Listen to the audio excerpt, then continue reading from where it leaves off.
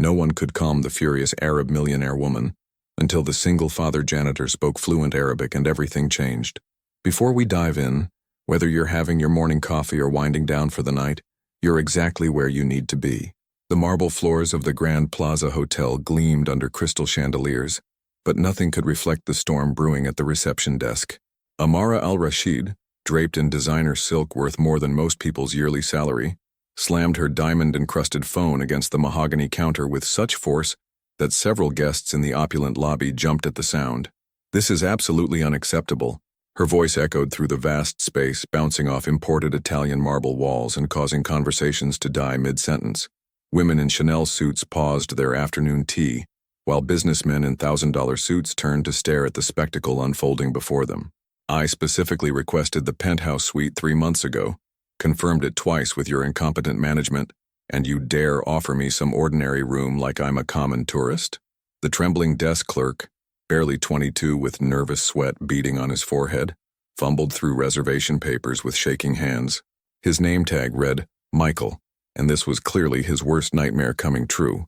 "Ms. Al-Rashid, I sincerely apologize for this unprecedented situation, but there seems to have been a catastrophic system error that affected multiple reservations." "Error?" Amara's dark eyes blazed with the fury of someone unaccustomed to hearing the word no. Her perfectly manicured fingers gripped the counter's edge until her knuckles turned white. "Do you have any comprehension of who I am? My family owns oil fields that stretch across 3 countries, refineries that could buy this entire hotel chain 10 times over. And you think you can placate me with excuses about system errors?" Behind her, a small crowd had gathered at a respectful distance, smartphones discreetly recording what would undoubtedly become viral social media content within hours. Hotel security personnel exchanged worried glances from their positions near the elevator banks, unsure whether to intervene or maintain their distance from someone whose net worth exceeded their annual salaries by several $1,000,000. In the corner of this chaos, almost invisible among the grandeur and drama, James Martinez quietly pushed his cleaning cart across the pristine floors. His worn gray uniform bore the hotel's elegant logo, now faded from countless industrial washes and years of honest labor. The fabric was clean but showed the telltale signs of a working man's life: small stains that wouldn't come out, careful patches where tears had been mended, sleeves slightly frayed from constant use. Beside him, creating a stark contrast to the adult chaos erupting nearby, his 6-year-old daughter Emma sat cross-legged on the polished floor. She was carefully organizing her colored pencils in an old shoebox, arranging them by color intensity with the meticulous precision that only children possess. Her dark hair was pulled back in neat pigtails secured with simple rubber bands, and her clothes were clean but obviously second-hand, a faded Disney princess t-shirt and jeans with patches on the knees. "Daddy, why is that pretty lady so angry?" Emma whispered, her innocent brown eyes wide with genuine concern as she looked up from her art supplies. "She sounds like the mean queen from my storybook." James paused his methodical mopping, the familiar rhythm of his work interrupted as he watched the scene unfold with practiced invisibility. At 34, he'd learned to navigate these spaces like a ghost, present but unseen, necessary but unnoticed. Rich people's problems weren't his concern. He had bills to pay, a daughter to raise alone, and 3 jobs to maintain just to keep their small apartment and put food on the table. The situation escalated dramatically as Amara switched to rapid Arabic, her voice rising with each syllable in a torrent of words that most of the American crowd couldn't understand, but everyone could feel the intensity of. Hotel security approached with the cautious steps of men who understood that one wrong move could end their careers, unsure how to handle a guest whose family fortune could not only have them fired, but could potentially bankrupt the entire establishment. "This is intolerable," Amara continued in English, her accent thick with emotion. "I fly halfway around the world for crucial business meetings, and this is the treatment I receive? Where is your manager? Where is someone with actual authority?" That's when something completely unexpected happened, something that would change the trajectory of 3 lives forever. James straightened his shoulders, set down his well-worn mop with deliberate care, and walked directly toward the eye of the storm. "Ma'am," James said quietly in perfect, fluent Arabic, his voice carrying the gentle but unmistakable authority of someone who truly understood both the language and the cultural weight behind her words. "Peace be upon you, and may Allah grant you patience in this moment of frustration. Perhaps there's a way to solve this situation with the dignity that someone of your obvious refinement deserves. The entire lobby fell into complete stunned silence. Conversation stopped mid-word, coffee cups paused halfway to lips, and even the soft background music seemed to fade into nothingness. Amara's mouth dropped open, her fierce tirade stopping as abruptly as if someone had pressed a pause button on her fury. The desk clerk Michael blinked repeatedly as if trying to process what he'd just witnessed. Even little Emma looked up from her careful color organization, sensing instinctively that something profoundly important was happening. Amara studied James with intense curiosity, her rage momentarily replaced by complete bewilderment. This man, this hotel janitor in a faded uniform, had just addressed her in her native language with perfect pronunciation, proper formal structure, and cultural respect that even some of her father's business associates failed to demonstrate. You speak Arabic? She asked in English, her voice now barely above a whisper, all the fire drained out of it. Yes, I do, James replied, switching back to English but maintaining the respectful, measured tone that seemed to cast a calming spell over the entire situation. I lived in Jordan for 3 years, stationed in Amman and later in Zarqa. I learned not just the language but something of the culture, the values, the importance of hospitality and respect. He paused, glancing down at Emma, who was watching this exchange with the fascination of a child witnessing adult magic. I understand your frustration completely. Sometimes when we're far from home, surrounded by unfamiliar customs and faces, small problems can feel overwhelmingly large. It's natural to want the comfort and respect we're accustomed to. Emma tugged insistently at her father's uniform sleeve, her small face scrunched up in confusion and wonder. Daddy, you never told me you could speak that beautiful musical language. It sounds like singing. James smiled down at his daughter with the kind of warmth that only a devoted parent could muster, then looked back at Amara with eyes that held genuine understanding rather than judgment. My daughter Emma here teaches me something new every day about patience, about seeing the good in every situation. She has a gift for making everything seem a little easier, a little brighter. For the first time since storming into the hotel 20 minutes earlier, Amara's rigid posture began to soften. The furious tension in her shoulders eased as she found herself genuinely looking at this man and his child, not as invisible service staff, but as human beings who had somehow managed to diffuse her volcanic anger with nothing but kindness and respect. Almost without realizing what she was doing, Amara knelt down to Emma's level, her expensive silk dress pooling around her on the marble floor in a gesture that would have horrified her usual social circle. What are you drawing there, little one? Emma held up her latest masterpiece with pride, a picture of 3 stick figures standing under a rainbow, drawn with the uninhibited joy that only children possess. It's you, me, and Daddy being friends. See? I made your dress purple because you look exactly like a princess from my favorite storybook, the kind one who helps people instead of being mean to them. Something profound cracked in Amara's carefully constructed emotional armor. She hadn't been called a princess with such genuine, unguarded sweetness since she was Emma's age, back before wealth and family expectations had built impenetrable walls around her heart, before every relationship became calculated, every interaction measured for its strategic value. It's absolutely beautiful, Amara whispered, accepting the drawing with hands that trembled slightly. She looked up at James, really seeing him for the first time, not as invisible help or hotel staff, but as a man who had shown her more genuine kindness in 5 minutes than she'd received from anyone in months. I'm sorry, she said quietly, her voice now stripped of all arrogance and pretense. I haven't been myself lately. Actually, I'm not sure I've been myself for a very long time. The crowd that had gathered to witness the spectacle began to disperse, sensing that the drama was over but something much more significant was just beginning. 3 hours later, Amara found herself in the most unlikely place imaginable, the hotel's small, cramped employee breakroom, sharing coffee from a temperamental vending machine that required exactly the right combination of button pressing and machine shaking to produce anything remotely drinkable.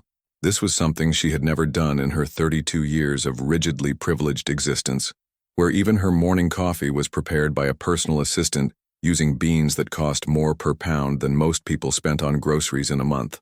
The break room was a stark contrast to the hotel's public opulence, fluorescent lighting that flickered occasionally, mismatched chairs that had seen better decades, and a bulletin board covered in employee schedules and notices about benefits packages.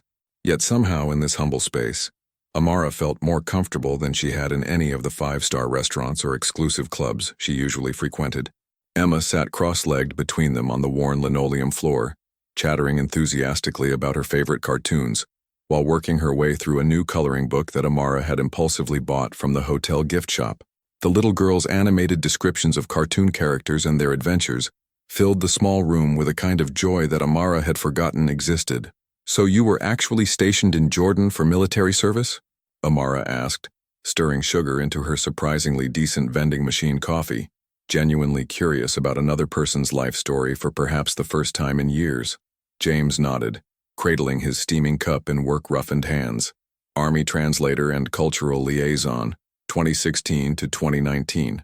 3 of the most challenging but meaningful years of my life." His expression grew softer, more distant. "That's where I met my wife, Sarah. She was a nurse with Doctors Without Borders, working in refugee camps and mobile medical units." His voice grew noticeably quieter, carrying a weight that Amara immediately recognized as profound loss. "She passed away 2 years ago. Aggressive breast cancer. Diagnosed, fought like hell for 8 months, and then..." He shrugged with the practiced acceptance of someone who had learned to carry grief as a permanent companion. Amara felt her heart clench with an unexpected empathy. In her world of endless charity galas and shallow social interactions, real loss, genuine, devastating loss, seemed almost foreign. People in her circle dealt with inconveniences, not tragedies. Divorce settlements, not death certificates. "Daddy was very, very sad for a long time," Emma added matter-of-factly, not looking up from her careful coloring but clearly listening to every word. "He used to cry at night when he thought I was sleeping, but then he told me that Mommy became the brightest star in the sky, and now she watches over us every single night to make sure we're safe and happy. Emma is the only reason I kept going some days." James smiled, reaching over to ruffle his daughter's hair with infinite tenderness. When everything else felt impossible, when getting out of bed seemed like too much effort, she would climb up next to me and start planning our day like nothing had changed. Kids have this incredible resilience, this ability to find joy even in the darkest moments. Amara watched their interaction with growing fascination and something that might have been envy. In her family, displays of genuine affection were rare and calculated. Her own father viewed her primarily as a business asset, her worth measured exclusively in strategic marriages, corporate alliances, and her ability to expand the family's already vast fortune. She couldn't remember the last time anyone had looked at her the way James looked at Emma, with unconditional love and pride. "What about you?" James asked, settling back in his chair with genuine interest. "What brings you all the way to Chicago? Besides terrorizing innocent hotel clerks," he added with a gentle smile that completely removed any sting from his words. Amara actually laughed, a real, spontaneous laugh that surprised her with its genuineness. When was the last time she had laughed at something that wasn't calculated social politeness? "Business meetings, as always. Endless, soul-crushing business meetings. My father expects me to finalize a merger with the American oil company that I..." She paused, surprised by her own sudden honesty with these virtual strangers, "that I'm really not sure I want to be part of." Emma looked up from her coloring with the direct, unfiltered curiosity that only children possess. "If you don't want to do something, why do you have to do it? That doesn't make any sense." The simple, innocent question hit Amara like a lightning bolt of clarity. When had she stopped asking herself that fundamental question? When had her life become a series of obligations she never questioned, responsibilities she never chose? Over the next 3 days, something extraordinary and completely unexpected began to unfold. Amara found herself returning to the hotel each evening, not to retreat to her finally arranged penthouse suite with its panoramic city views and luxury amenities, but to seek out the employee areas where James worked his late shift, among the quiet corridors and service elevators. She would arrive around 8 p.m., when the lobby's daytime chaos had settled into evening quiet, and make her way to whatever section of the hotel James was assigned to clean. Sometimes she found him in the laundry facilities, methodically folding towels with the precision of someone who took pride in even the most mundane tasks. Other evenings he was restocking supplies in guest rooms, moving through his work with efficient grace. Emma was always there, a constant bright presence in the midst of adult complexities. The little girl had claimed Amara as her newest best friend, showing her drawings, teaching her the words to songs from animated movies, and asking endless questions about life in princess countries, as she had dubbed the Middle East. "You don't have to keep coming back here," James said one particularly quiet evening as they sat in the small employee courtyard behind the hotel, a hidden oasis that most guests never knew existed. The space was simple but peaceful. A few benches, some carefully tended flower boxes, and string lights that cast a warm glow over the brick walls. "You must have better things to do with your time than watch me mop floors and listen to Emma's endless chatter about cartoons." "I know I don't have to," Amara replied softly, watching Emma sleep peacefully on the bench between them, covered in James's work jacket. "But for the first time in years, possibly ever, I feel real, like I'm actually living instead of just performing the role of living." Through their conversations, she had learned the full scope of James's daily struggle. Hotel janitor from 6 p.m. to 2 a.m., weekend landscaping crew from 7 a.m. to 4 p.m. on Saturdays and Sundays, and online Arabic tutoring sessions squeezed in whenever Emma was napping or occupied. Despite working nearly 70 hours a week, he never complained, never seemed bitter about circumstances that would have broken lesser people. His small apartment was a 20-minute bus ride from the hotel. Emma's school was decent but not great, in a neighborhood that was safe during the day but required careful attention after dark. He had no family nearby. His parents had died in a car accident when he was in Jordan, and Sarah had been an only child with elderly parents who lived in assisted living across the country. "How do you do it?"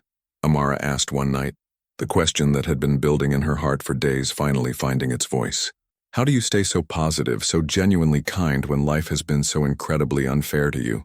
Most people would be angry, bitter, full of resentment. James was quiet for a long moment, his gaze fixed on Emma's sleeping face, watching the gentle rise and fall of her small chest. "Sarah used to say something that stuck with me, especially during the hardest days after she died. She said that bitterness is just pain with nowhere to go, like poison you drink hoping someone else will feel sick." He paused, carefully tucking his jacket more securely around Emma's shoulders. "So I made a choice to put my pain somewhere useful, into loving Emma better than I even knew was possible, into working harder so she could have opportunities I never had, into being grateful for what we have instead of angry about what we lost." Amara felt something fundamental shift inside her chest, like a key turning in a lock she hadn't even realized existed. Her own pain, years of feeling unloved except for her financial value, used as a pawn in business deals, trapped by family expectations that grew heavier each year, had indeed turned to bitterness. She had built emotional walls so high that even she couldn't see over them anymore. "I've never told anyone this," she whispered, her voice barely audible in the quiet courtyard, "but I feel like I'm drowning in my own life. Every decision is made for me by my father and his advisors. Every relationship is strategic, calculated for maximum business benefit. I can't remember the last time someone wanted to spend time with me just because they enjoyed my company." James turned to look at her directly, his expression serious and kind. "Well, Emma and I want to spend time with you just because we like who you are when you're being yourself. Does that count?" Tears that Amara hadn't shed in years began to fall, each drop carrying years of accumulated loneliness and frustration.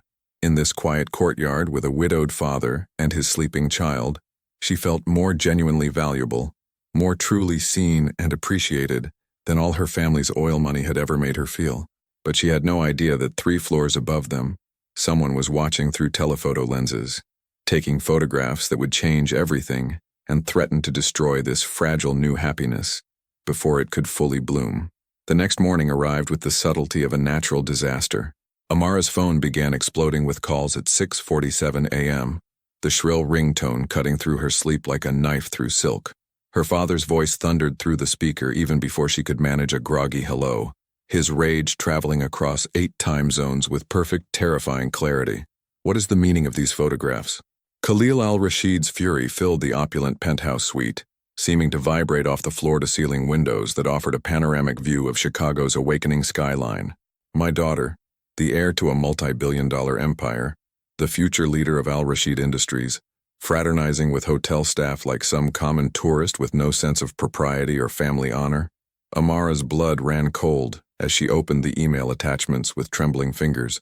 The photos were professionally shot, clearly taken with expensive equipment from a distance.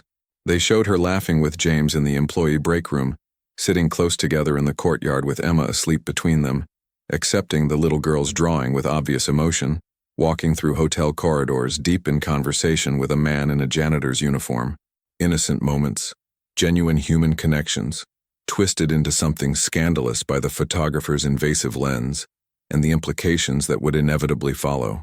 In her father's world, these images represented the ultimate betrayal, his carefully groomed heir lowering herself to associate with people so far beneath their social station. "Father, it's not what it looks like," Amara began, though she wasn't entirely sure that was true. What it looked like was a lonely woman finding friendship and possibly something deeper with a good man and his daughter. What it looked like was human connection, transcending artificial barriers of wealth and social status. "It looks like my daughter has completely forgotten her place, her duty, her responsibility to this family." His voice cracked like thunder, each word delivered with the force of someone accustomed to absolute obedience. "You were sent to Chicago to finalize the merger with Morrison Oil, to secure our expansion into American markets, not to play house with the help. Do you have any idea what these photographs could do to our reputation, our business relationships?" The line went dead with the finality of a door slamming shut. Amara stared at her phone, hands shaking uncontrollably as the full implications began to sink in. In just 4 days, James and Emma had shown her what life could feel like when filled with genuine connection, rather than calculated obligation. They had given her a glimpse of who she might be if she were free to choose her own path. And now that fragile possibility was being crushed under the weight of family expectations and social conventions. She found James in the hotel's industrial laundry room, methodically folding towels with the same careful attention he brought to everything else in his life. The air was warm and humid, filled with the clean scent of detergent and the rhythmic sounds of commercial washing machines. Emma sat nearby at a small table someone had set up for her, practicing writing her name in a composition notebook with a concentrated focus that children bring to important tasks. "I have to leave," Amara said without preamble, her voice hollow and defeated. "Today. This morning." James looked up immediately, his hand stilling on the towel he'd been folding, instantly recognizing the distress in her voice and posture. "What happened?" With hands that still trembled slightly, she showed him the photographs on her phone, watching his face change as he realized the full implications of what they represented. She saw understanding dawn in his eyes, not just the immediate problem of invasive photography, but the larger reality of the vast social chasm that separated their worlds. "I'm sorry," she said, her voice cracking with emotion. "I never meant for this to affect you or Emma. I never thought—" "Miss Amara, you're crying." Emma immediately abandoned her writing practice, jumping up to wrap her small arms around Amara's waist in a fierce hug. "Did someone hurt your feelings? Do you need me to draw you another happy picture?" "Something like that, sweetheart," Amara managed, kneeling down to embrace the little girl who had unknowingly changed her entire perspective on life. In Emma's simple, unconditional affection, she saw everything she was about to lose. James stood slowly, processing everything he'd seen and heard, understanding the impossible position she was in. "Your father doesn't approve of this, of us." It wasn't a question. James had clearly understood the situation immediately, recognizing the fundamental incompatibility between Amara's privileged world and their modest reality. Amara nodded miserably, unable to trust her voice. "Then you have a choice to make," James said quietly, his voice gentle but firm. "The same choice Emma asked you about the other day. If you don't want to do something, why do you have to do it?" But the answer seemed impossible, overwhelming in its complexity and consequences. Her family's expectations, their vast business empire built over 3 generations, the life she'd always known, the security that came with never having to worry about money or survival. How could she walk away from all of that? And for what? A relationship that had barely begun with a man she'd known for less than a week? Yet as she looked at James and Emma, something her father had said echoed in her mind with different meaning than he'd intended. He'd accused her of forgetting her place. What if she hadn't forgotten her place? What if, for the first time in her life, she'd finally found it? The question was whether she had the courage to choose it. That evening, alone in her penthouse suite overlooking the glittering Chicago skyline, Amara made a decision that would irrevocably alter the course of her life. She called her father, and this time, she was ready for war. "I'm not coming home tomorrow," she said, her voice steadier than she felt, each word carefully chosen and deliberately spoken. The silence stretched for 30 seconds that felt like hours. When Khalil finally spoke, his voice was dangerously quiet, the kind of controlled fury that was somehow more terrifying than his earlier explosive rage. "I beg your pardon?" I said. "I'm not coming home, not tomorrow, not next week, maybe not ever." She walked to the massive windows, looking down at the city lights where James was probably reading bedtime stories to Emma right now, their modest life continuing in blissful ignorance of the corporate drama playing out 40 floors above them. "Amara, you are clearly overwrought. These photographs, this ridiculous infatuation with inappropriate people, has clouded your judgment beyond all recognition." "No, Father." Her voice grew stronger with each word, as if speaking the truth was giving her power she'd never known she possessed. "For the first time in my 32 years of existence, my judgment is completely clear. I've spent my entire life being exactly who you wanted me to be, building your empire, impressing your business partners, being the perfect daughter and heir, but I've never, not once, been happy. Happiness is a luxury we cannot afford in our position, Amara. We have responsibilities. That's where you're wrong." The words came out with surprising force. Happiness isn't a luxury. It's the entire point of living. What good is all our money, all our power, if it only makes us miserable? She could hear her father's breathing, rapid and sharp with barely contained fury. "If you do this, if you throw away everything our family has built for some American nobody with a child, you will be completely cut off. No money, no family connections, no support of any kind. Do you understand what that means? You've never worked a day in your life, never faced real hardship.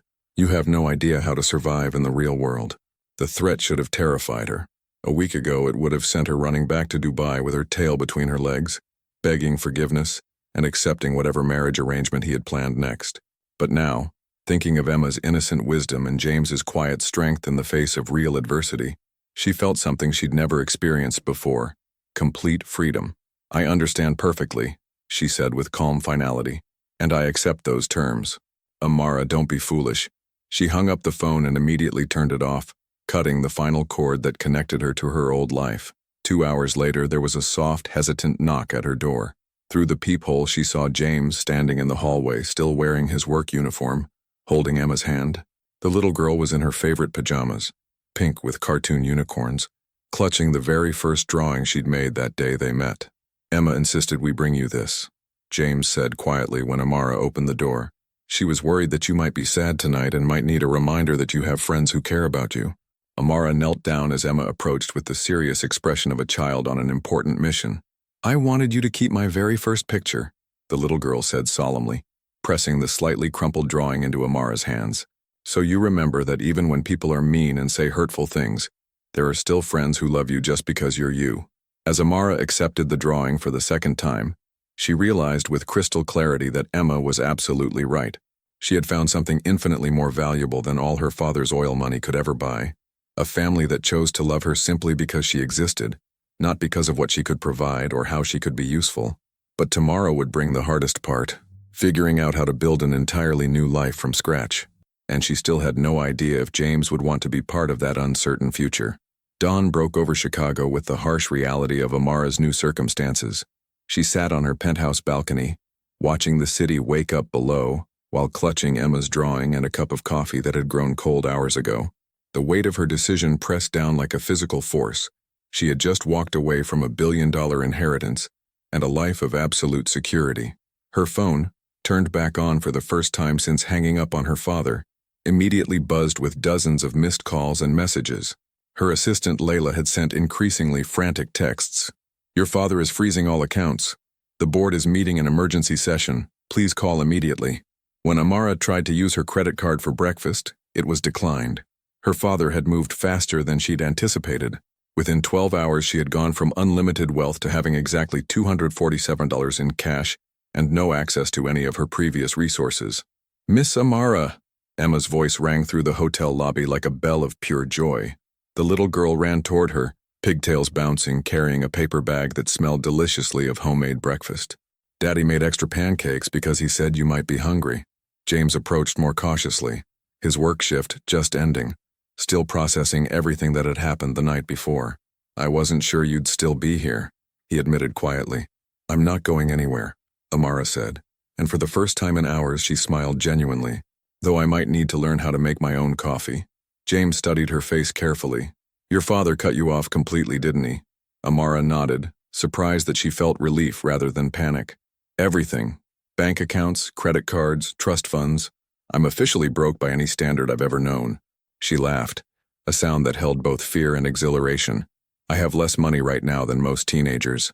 Daddy, Emma tugged on James's uniform. Does this mean Miss Amara can come live with us? She could sleep in my room, and I could teach her how to make peanut butter sandwiches. The innocent suggestion hung in the air between the adults, loaded with implications neither was ready to fully examine. James cleared his throat. Actually, I might have an idea. The hotel is looking for someone to work the morning reception desk. It's not glamorous, but it pays enough to get started. Amara stared at him. You want me to get a job? An actual job? Unless you have a better plan for eating next week, James said with gentle humor. Besides, you speak multiple languages and clearly know how to handle difficult customers. You might be surprisingly good at it. 2 hours later, Amara found herself sitting across from Margaret Chen, the hotel's human resources manager, wearing the same designer dress she'd worn to threaten lawsuits just days earlier, now applying for an entry-level position. Your resume is interesting, Margaret said diplomatically. No formal work experience, but extensive international travel and language skills. Can you start tomorrow? 3 weeks into her new life, Amara had learned more about survival than her privileged upbringing had ever taught her. Her hands, once soft from expensive treatments, now bore small cuts from handling keys and cleaning supplies. Her designer clothes had been replaced with practical outfits from discount stores, purchased with her first paycheck. She'd moved into a tiny studio apartment 6 blocks from the hotel, 400 square feet that cost more per month than she used to spend on single meals. But every morning she woke up with something she'd never experienced before, genuine purpose. Good morning, Mr. Peterson, she greeted the elderly businessman who had become a regular. Your usual room on the 14th floor is ready, and I took the liberty of ensuring you have extra pillows as requested. Her natural grace and genuine care for guests had quickly made her the hotel's most requested desk clerk. She handled complaints with empathy born from her own recent experience with disappointment, and her multilingual skills had already resolved several international guest issues that had stumped other staff. But it was her evenings that brought real joy. James had started timing his breaks to coincide with her lunch hours, and Emma had claimed the hotel lobby as her second home. The little girl would arrive after school, spreading homework across a corner table while waiting for her father's shift to end. Miss Amara, look. Emma proudly displayed a spelling test marked with a gold star. I got all the words right, even the hard ones. That's incredible, sweetheart. Amara knelt down to Emma's level, examining the paper with the same attention she once gave to million-dollar contracts. Your handwriting is getting so beautiful, too. James appeared from the elevator bank, his evening cleaning routine finished. Over the past week, something had shifted between them, an easy comfort that came from sharing daily struggles and small victories. How was your day? He asked, the simple question carrying more genuine interest than any of her father's business associates had ever shown. Challenging, Amara admitted. A guest threw coffee at me because his room wasn't ready exactly at check-in time. 6 months ago, I would have had him banned from every hotel chain in the world. Today, I got him extra towels and an apology fruit basket. James smiled. And how did that feel? Better than revenge, actually. He ended up apologizing and leaving a nice review specifically mentioning my patience. Emma looked up from coloring a new picture. Daddy says when people are mean, it's usually because they're sad inside. Maybe that man just needed someone to be nice to him. The wisdom of a 6-year-old continued to astound Amara. In her old world, difficult people were obstacles to be crushed or avoided. Here, they were human beings having bad days, deserving of compassion rather than retaliation. Speaking of being nice, James said, his voice carrying an unusual nervousness. There's something I wanted to ask you. Saturday afternoon found them in Lincoln Park, Emma running between playground equipment while James and Amara sat on a bench watching her boundless energy with shared amusement. It was their first official non-work time together, and the significance wasn't lost on either of them. She's incredible, Amara said, watching Emma help a younger child reach the monkey bars. I've never seen someone so naturally kind. She gets that from her mother, James replied softly. Sarah had this gift for seeing the best in everyone, even in the worst circumstances. Emma inherited that, along with Sarah's stubborn optimism. They sat in comfortable silence for a moment before James continued. What I wanted to ask you yesterday. There's something happening next week that I think you should know about.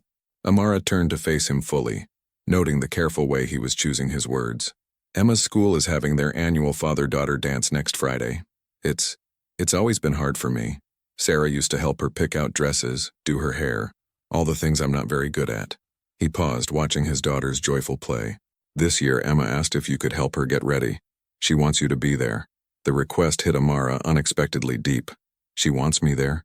She's been talking about it for days, about how you could help her with her hair like a real princess and maybe teach her to walk in fancy shoes.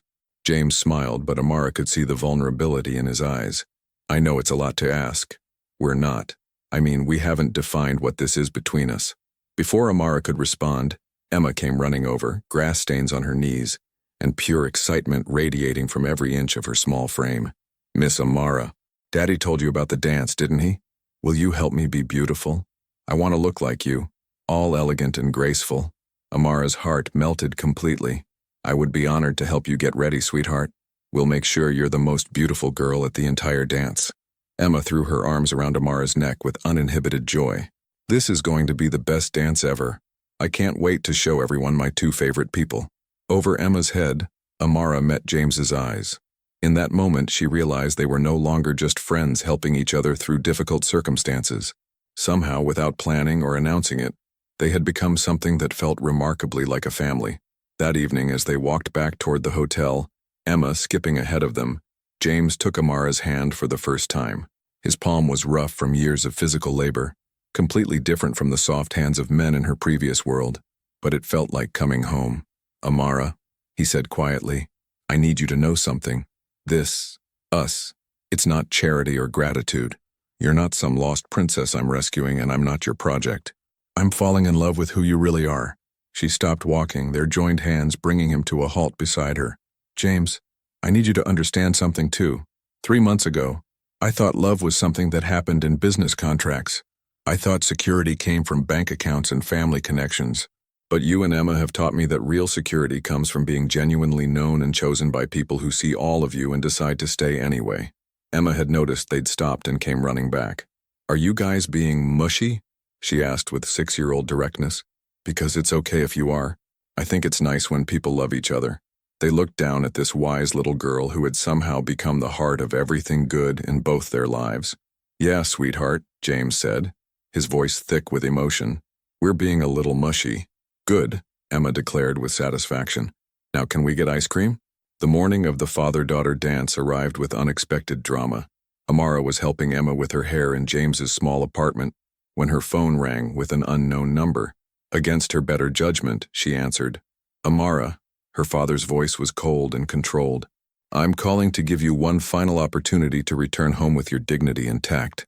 Emma looked up from the mirror where Amara was carefully braiding tiny flowers into her hair. Who is that, Miss Amara? They sound angry. Amara muted the phone quickly. Just someone from my old life, sweetheart. Keep looking at your beautiful hair in the mirror. She unmuted the call and stepped into the hallway. Father, I thought I made my position clear. Your position, Khalil said with barely contained fury, is about to become impossible. I've had investigators looking into your new associates. Did you know your precious janitor has significant debts? His wife's medical bills nearly bankrupted him. One word from me to his creditors, and he'll lose everything. Amara's blood ran cold. You wouldn't. I would do anything to protect this family's reputation and bring my daughter home where she belongs. You have 24 hours to end this embarrassing situation and return to Dubai, or Mr. Martinez will discover just how difficult life can become for people who interfere with Al-Rashid family business. The line went dead. Amara stared at her phone, her hands shaking with a combination of fury and fear. Her father had found her weakness, not threats against her, but against the people she loved. Miss Amara, Emma's voice called from the bathroom. I think I'm ready to see my whole dress. With tremendous effort, Amara composed herself and returned to the apartment. Emma stood in front of the full-length mirror wearing a pale pink dress that James had saved for weeks to buy. Her hair was perfect, tiny braids woven with small white flowers, and her face glowed with pure happiness. You look absolutely magnificent, Amara said truthfully, kneeling down to adjust Emma's necklace, a simple heart pendant that had belonged to Sarah. Your daddy is going to be so proud. James emerged from his bedroom wearing his best suit, which Amara now knew was his only suit, purchased for Sarah's funeral, and worn only on the most important occasions. Despite its age, he looked handsome and dignified. Every inch the devoted father who worked 3 jobs to give his daughter magical moments like this. "My 2 beautiful girls," he said, his voice thick with emotion as he looked at them together. The word girls, as if she belonged here, as if she were truly part of this family, should have filled Amara with joy. Instead, it broke her heart, because she now knew this perfect moment was about to be destroyed. At the school gymnasium, transformed with twinkling lights and careful decorations into something magical, Amara watched James and Emma dance to slow music, while other fathers and daughters swayed around them. Emma's face radiated pure happiness as her father twirled her carefully, both of them laughing at some private joke. This was what love looked like, Amara realized. Not grand gestures or expensive gifts, but a man working himself to exhaustion, so his little girl could have one perfect evening. A child who saw her father as the greatest hero in the world, regardless of his job title or bank account. When the song ended, Emma ran over to where Amara sat at a small table. "Did you see how good we danced? Daddy says I'm getting really good at not stepping on his feet. You were both perfect," Amara said, memorizing every detail of Emma's joyful expression. But across the room she noticed a man in an expensive suit who didn't belong, clearly not a father, watching their table with professional interest. Her father had moved even faster than his deadline. The choice was no longer theoretical. She could stay and watch James lose everything he'd worked for, or she could disappear from their lives and preserve their happiness. For the first time since leaving her old life, Amara knew exactly what she had to do. At 2 a.m., Amara sat at James's kitchen table writing a letter she never thought she'd have to compose. Through the thin walls she could hear Emma talking in her sleep, probably still dreaming about the magical evening they'd shared. "Amara?" James appeared in the doorway, wearing old pajama pants and a faded t-shirt, his hair messed from sleep. "I thought I heard someone moving around. Everything okay?" She looked up at him. This man who had shown her what genuine love looked like, who had given her the greatest gift of her life by letting her be part of his and Emma's world, and felt her heart break completely. "I need to tell you something," she said quietly, "and I need you to let me finish before you say anything." James sat down across from her, immediately alert to the gravity in her voice. "My father called today. He's threatening to destroy you financially if I don't return to Dubai immediately. He can do it, James. He has the connections and the ruthlessness to make your life impossible." Her voice remained steady despite the tears beginning to fall. "I won't let him hurt you or Emma because of me." James was quiet for a long moment, processing what she'd told him. "So you're leaving?" "I have to. If I stay, he'll make sure you lose your jobs, your apartment, everything you've worked for. Emma would suffer, and I can't live with that." "And if you go back?" Amara's voice broke slightly. "If I go back, he'll probably arrange a marriage within months, to someone who will strengthen business relationships and expand the family empire. I'll never see you or Emma again, but you'll both be safe." James reached across the table and took her hands in his. "What if there was another option?" "There isn't. You don't know my father. When he makes threats, he follows through." "Actually," James said quietly, "there might be something you don't know about me." Amara looked up, confused by the sudden change in his tone. "Those 3 years in Jordan weren't just translation work. I was part of a joint task force investigating international financial crimes, including money laundering through oil companies." He paused, watching her expression change. "I still have contacts in federal law enforcement, people who would be very interested in the methods your father uses to threaten American citizens." The implications of what he was saying slowly dawned on her. "You're saying." "I'm saying maybe it's time your father learned that his reach isn't as long as he thinks it is, especially when it comes to threatening people on American soil." For the first time since receiving her father's call, Amara felt a spark of hope, but it was immediately tempered by fear. "James, if we fight him, there's no going back. He'll never forgive this kind of defiance. I'll truly be cut off forever." James smiled, the expression warm and certain. "Amara, do you remember what Emma asked you that first day? If you don't want to do something, why do you have to do it?" "Of course. So let me ask you now. Do you want to go back to Dubai and marry someone your father chooses? Do you want to spend the rest of your life making other people rich while you stay miserable?" "No," she whispered. "Then why do you have to do it?" Before she could answer, they heard small footsteps in the hallway. Emma appeared in the doorway, clutching her favorite stuffed animal and looking confused by the late-night conversation. "Why is everyone awake? And why does Miss Amara look sad?" James and Amara exchanged a look, both realizing that whatever decision they made now would affect not just their own futures, but the future of this remarkable little girl who had brought them together. "Come here, sweetheart," Amara said, opening her arms. Emma climbed onto her lap, and Amara held her close, breathing in the scent of children's shampoo and innocence. In that moment, holding Emma while James watched them both with infinite tenderness, Amara realized she'd already made her choice. She wasn't going anywhere. 6 months later, Amara stood in a federal courthouse in downtown Chicago, watching her father's business associates being led away in handcuffs. The investigation James had helped initiate had uncovered decades of financial crimes, including the very threats Khalil had made against James's family. "Ms. Al-Rashid," FBI agent Sarah Coleman approached her in the courthouse hallway. "Your testimony was crucial in this case. Your father's organization won't be threatening anyone else." Amara nodded, feeling a complex mixture of relief and sadness. She had helped bring down her own father, but in doing so, she had protected countless other people from his ruthless business practices. "What happens to him now?" she asked. "He's facing extradition and multiple charges in several countries. It's likely he'll spend the rest of his life in prison." Despite everything he had done, Khalil was still her father. The grief was real, even if the choice had been necessary. James appeared at her side, taking her hand with the easy familiarity that had developed over months of building a life together. "Ready to go home?" Home. The word still gave her a thrill of happiness. Home was James's small apartment, which they were planning to move out of next month into a larger place with a yard where Emma could play. Home was a life built on love rather than money, on choice rather than obligation. "Miss Amara, Miss Amara," Emma's voice echoed through the courthouse hallway as she ran toward them, her after-school babysitter following behind. "Guess what happened at school today?" "What happened, sweetheart?" Amara knelt down to catch Emma in a fierce hug. "Mrs. Peterson asked us to draw pictures of our families, and I drew you and Daddy and me. And when she asked who you were, I said you were my almost mom who used to be a princess but decided to be our family instead." Amara's eyes filled with tears, but they were tears of pure joy. Almost Mom was the most beautiful title she'd ever been given. "Actually," James said, his voice carrying an unusual nervousness that made both Amara and Emma look up at him with curiosity, "I was hoping we could make that almost part official."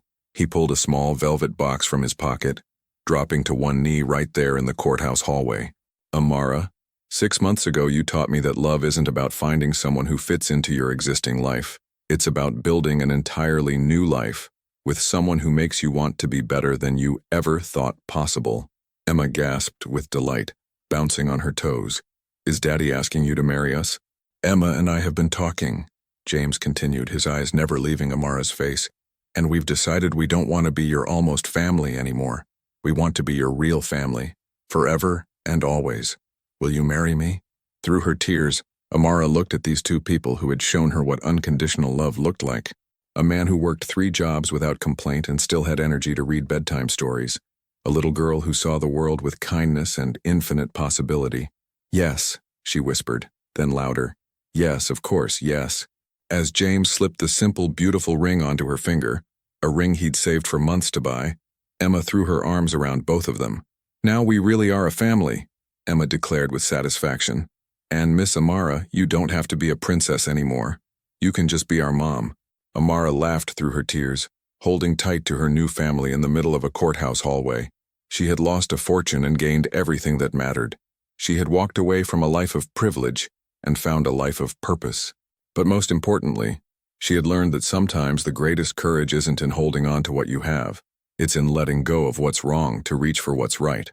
6 months later, on their wedding day, Emma would serve as their flower girl, walking down the aisle in a dress that cost less than Amara's old daily coffee budget, but made her feel like the most important person in the world. And every night, as they tucked Emma into bed in their new house with the yard and the swing set James had built by hand, Amara would remember that the best love stories don't start with once upon a time. They start with a moment when someone sees who you really are and decides you're worth choosing, again and again and again.